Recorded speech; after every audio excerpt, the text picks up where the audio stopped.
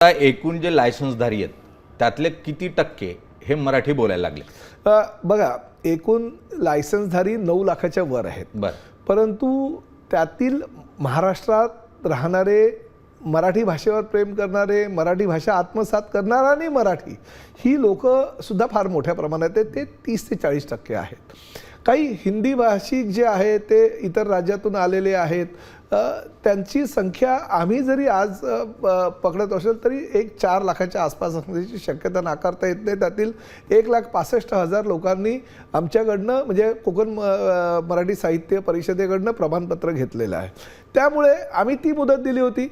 1989च्या कायद्यामध्ये फक्त 500 रुपयाचा दंड होता. पण 500 रुपयाचा दंड म्हणजे खुशीने दंड द्यायचे. मग मी काय केलं, 12 ऑगस्ट 2026ला लॉ अँड ज्युडिशियल डिपार्टमेंटकडनं नवीन कायदा केला. त्या कायद्यामध्ये पण नैसर्गिक न्याय दिला. म्हणजे पहिले काल मोहीम जी चालू केली, तुम्हाला 30 दिवसाची नोटीस.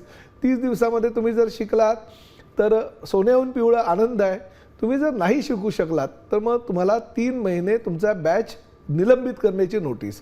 व त्या 3 महिन्यामध्ये जर तुम्ही शिकला नाहीत तर मात्र आयुष्यभरासाठी तुमचा बॅच काय, लायसन काय, सगळंच रद्द. कारण शेवटी ही महाराष्ट्राची संस्कृती आहे, महाराष्ट्राची अस्मिता आहे. तुम्ही महाराष्ट्रामध्ये याल, महाराष्ट्राच्या मातीशी तुम्हाला खरं तर एकरूप व्हावं लागेल. परंतु तुम्ही ह्या ठिकाणी व्यवसाय कराल, धंदा कराल, पैसे कमवाल आणि सांगाल नाही आम्हाला मराठी शिकायचंच नाही, मुजोरी कराल, अरेरावी कराल, तर ते महाराष्ट्रात चालणार नाही.